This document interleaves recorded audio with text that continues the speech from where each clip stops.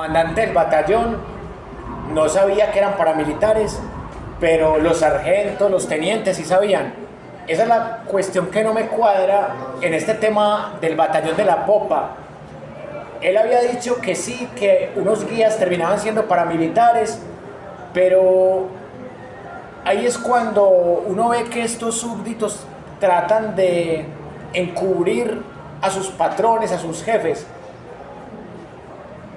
Es decir, con estas preguntas que hace la representante de víctimas, se encuentra gran parte de la verdad de este tema de las ejecuciones extrajudiciales a civiles. ¿Cómo así que es jerárquico, que todo pasa por la orden del comandante, pero el comandante no sabía que había guías paramilitares? Esa es la parte que no me cuadra. Vamos a escuchar preguntas que realmente son generadoras, no como las preguntas del procurador o las preguntas del abogado de la defensa, que en el tema del abogado de la defensa lo entiendo, que en este juicio a Julián Mejía haga preguntas capciosas, pero las preguntas de la Procuraduría debieron ser estas, pero tiene que ser la abogada representante de víctimas la que haga las preguntas pertinentes, porque Procuraduría en Colombia no hay. Escuchemos. Gracias. Un poco para aclarar y complementar esto sobre lo que estamos hablando, nos hemos referido el día de hoy a varias órdenes de operaciones, algunas que no fueron exhibidas o que fueron más bien, digamos, objeto de informes que fueron exhibidos en esta diligencia. ¿Usted puede aclarar, por favor, cómo es el proceso de toma de decisiones para la elaboración de esas órdenes de operaciones? No alcancé yo hasta ese grado, no hice cursos para poder ser un mayor del ejército, pero ellos son los que recibieron esos cursos saben cómo tienen que elaborar esos documentos. Gracias. Usted se refirió en algún momento a que conoció que el señor Hugo era el sargento Manuel Valentín Padilla, pero tiempo después, ¿es sí, correcto? Antes de que usted lo conociera en ese espacio, usted, ¿quién era el señor Hugo para usted? La persona de confianza del Estado Mayor. Cuando dice del Estado Mayor, ¿a quién se refiere? Comandante del batallón, el oficial S3 y por supuesto del 2. Muchas gracias. Usted también se refirió a varias felicitaciones y agasajos que recibió por su participación en algunos de estos hechos. ¿Usted podría aclararle a la audiencia, si lo sabe, cuál es el proceso para que estas felicitaciones se registren en su periodo de vida y quién interviene en este procedimiento? Interviene el comandante de compañía directamente y el oficial S3. Obviamente salían por las órdenes del día del batallón esas felicitaciones por parte del comando del batallón. ¿Y había algún proceso de verificación de la información que se consignaba sobre las operaciones antes de proceder a registrar estas felicitaciones? No, señora. Mejor dicho, mataban inocentes por la espalda, les ponían las botas al revés, los felicitaban y no verificaban. ¡Qué belleza de fuerzas militares! Gracias. Ellos de entrada no iban a verificar eso porque sabían que estaba mal hecho. Exactamente. Ya sabían que esas muertes extrajudiciales no eran válidas, no eran dentro del contexto de una lucha, pues de un enfrentamiento contra terroristas. Ellos no iban a hacer eso. Son tan descarados que recibieron felicitaciones, permisos, recompensas, medallas, ascensos. Increíble. Hasta uno les pagaba con arroz chino. Hasta con arroz chino. Eso valía la vida de personas inocentes. Un arroz chino, una vergüenza total lo que fue ese gobierno y lo que fue el tema de las ejecuciones extrajudiciales a civiles. Y con el término de falsos positivos, los medios aprovecharon para subestimar el hecho. Y mire que la gente que es negacionista del hecho lo ve como si fuera un ataque ideológico y político contra los victimarios, cuando esto no tiene nada que ver con la ideología. Esto no tiene que ver con izquierda, derecha, socialismo, capitalismo, no tiene nada que ver con eso. Son criminales de guerra y punto. Se refirió al hecho del mamón. ¿Lo tiene presente? Sí, señora. En el hecho del mamón, usted señaló que se encontraron 3 cuerpos, ¿es correcto? Sí, señora. ¿Usted en algún momento supo cómo llegaron ahí esos cuerpos? No, señora. ¿En ningún momento? En ningún momento. Gracias. Usted le mencionó al fiscal a una de sus preguntas que usted estuvo vinculado en algunos procesos en la justicia penal militar y en la jurisdicción ordinaria. Sí, señora. ¿Usted en algún momento tuvo procesos disciplinarios por estos hechos? Sí, señora. ¿Podría brindar más información a la audiencia, por favor? Pues fui varias veces citado por la Fiscalía a indagatorias, a juicios y a la Procuraduría también por procesos disciplinarios al mismo tiempo del proceso judicial, y prácticamente mis 11 años detenidos fueron contestando y asistiendo a situaciones jurídicas. ¿Y procesos disciplinarios internos que se hayan hecho en el batallón? ¿En algún momento los No, señora. Gracias. Usted se refirió cuando habló sobre el hecho que ocurrió entre Codazzi y Becerril, que tenía que ver con la quema de un bus. ¿Lo tiene presente? Sí, señora. Usted utilizó la siguiente expresión.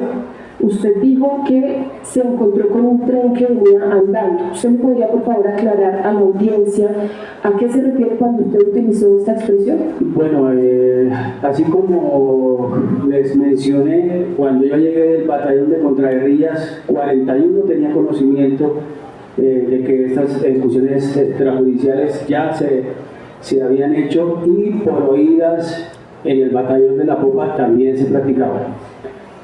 Como yo llegué al batallón en el año 2003, ya desde años anteriores se estaban realizando. Y usted, a partir de eso que acaba de responder, ¿podría aclarar si había algún clima de tolerancia con esta práctica al interior del batallón? Pues obviamente nunca se hicieron investigaciones al respecto, y nunca hubieron detenidos por parte de la justicia penal militar por las bajas en combate en el batallón. Gracias. Usted se refirió en una de las preguntas que le hacía el procurador a, digamos, los informes que se elaboraban luego de que ocurrían los hechos, ¿es correcto? El informe de patrullaje. El informe de patrullaje. ¿Y también había en este caso algún otro informe que se elaborara con posterioridad? El informe al comandante del batallón. ¿Usted me puede aclarar si ese es el mismo informe que se llama de lecciones aprendidas? No, señora. ¿Usted puede aclarar, por favor, qué son los informes de lecciones aprendidas?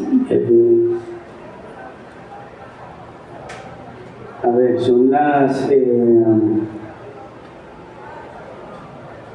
como su nombre lo diga, lo que se puede aprender al respecto de una operación, aspectos a mejorar, qué se hizo mal, qué se hizo bien, por qué se obtuvieron los resultados. Esas son las lecciones aprendidas. ¿Y quién tenía la competencia o la obligación, la función de elaborar esos informes? No era de mi resorte.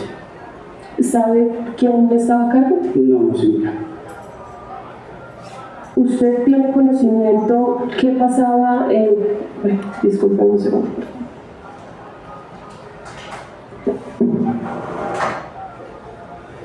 Usted en algún momento, y discúlpenme de nuevo, cuando hablamos de los procesos disciplinarios, usted se refirió a que no hubo procesos disciplinarios internos, pero en algún momento conoció si hubo de reclamaciones que se hicieran en el batallón por parte de familiares de las víctimas en estos hechos? No, señora.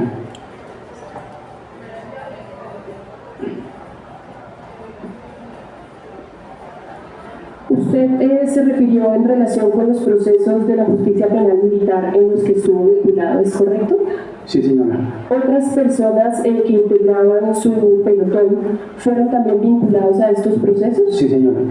¿Y usted podría indicar cómo era el procedimiento, o podría aclararle a la sala más bien, por favor, cómo era el procedimiento para de alguna manera participar en esos procesos ante la jurisdicción penal militar? Había... La juez penal militar pedía un listado del personal que fuimos a hacer la operación, y ella de ahí designaba qué versiones quería escuchar. Pero no, específicamente yo no sé a quién nombraba, ella misma tráigame a tal persona, y escuchaba la versión de los soldados. de los oficiales y la mía inclusive. ¿Y usted podría aclarar si en algún momento, digamos, había posibilidad de organizar las Sí, versiones? señora, yo organizaba a los soldados y les decía qué debían decir. ¿Podría aclarar, por favor, a la audiencia cómo era ese procedimiento en el cual usted hacía esta función? Yo los reunía y les decía qué debíamos decir, cómo sucedieron los hechos, cómo fue el combate, me encargaba de maquillar la situación para que todos habláramos lo mismo. Bueno, ese es el segmento de las preguntas. Muchas gracias, señor Lora. Gracias, magistrado. Miren la diferencia entre las preguntas de la representante de víctimas y las preguntas del procurador y las preguntas de la defensa. Las preguntas de las víctimas realmente sí tocan temas profundos, temas que dan para la investigación. Por ejemplo, de dónde venía la orden o cómo actuaba en estos casos la justicia penal militar, y también explicar el tema que no quiso profundizar el procurador, el tema de los cadáveres que aparecieron allí, los 3 cadáveres. De pronto le faltó a la representante de víctimas ahondar en el tema de los 30 millones, que esa fue la parte que el procurador no quiso seguir indagando. Por ejemplo, ella pudo preguntar, ¿y qué pasó con esos 30 millones de pesos que estaban en el batallón? A la final, ¿dónde fueron a parar? ¿Y qué evidencias tiene materiales de eso? De pronto esa fue la única pregunta que veo que le pudo haber faltado. Pero el resto, preguntas impecables, preguntas concretas, como debe ser. Y esto nos lleva a concluir que en este juicio a Publio Hernán Mejía Gutiérrez hay claramente 2 contra 2. Los victimarios, la defensa, el abogado del victimario, la procuraduría, contra la fiscalía y contra la representante de víctimas. Y aquí la JEP sería la que estaría a la mitad para tomar la decisión, y se supone que la procuraduría no debería estar a favor de los victimarios, pero ya sabemos que tenemos una procuraduría que realmente procura, pero el bien de los victimarios. Y cuando se habla, por ejemplo, del tema de igualdad de armas, que pareciera que la procuraduría lo hace adrede, como para que quedemos 2 contra 2, pero realmente la fiscalía tampoco es que esté a favor totalmente de las víctimas, porque la fiscalía también puede decir, bueno, este señor es inocente y no hay razón para acusarlo. Pero ¿qué pasaba con la fiscalía de Barbosa? Que cuando había todo el acervo probatorio declaraba a la gente inocente y cerraba los casos, y que con fiscales como el Mario Burgos trataba de implementar métodos inquisitoriales para violar los derechos de un procesado, como pasó con el caso de Nicolás Petro. Por eso fue que a Mario Burgos lo sacaron. No fue porque Mario Burgos haya aplicado la ley, sino precisamente porque hay fiscales que claramente son partidistas y que inmediatamente meten la pata. Y otra conclusión que podemos sacar es un concepto que me ha rondado mucho la cabeza cuando algunos abogánsters, los abogánsters son abogados que no les interesa la moral y que defienden al que les pague, y que así sea culpable buscan beneficiarlo de alguna manera, y son expertos en defender personas claramente culpables.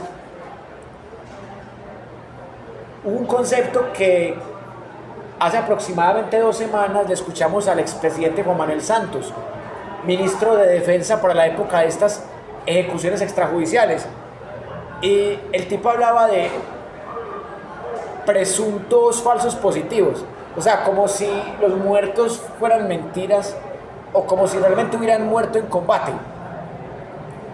Y con esas estrategias, estos victimarios lo único que logran es realmente revictimizar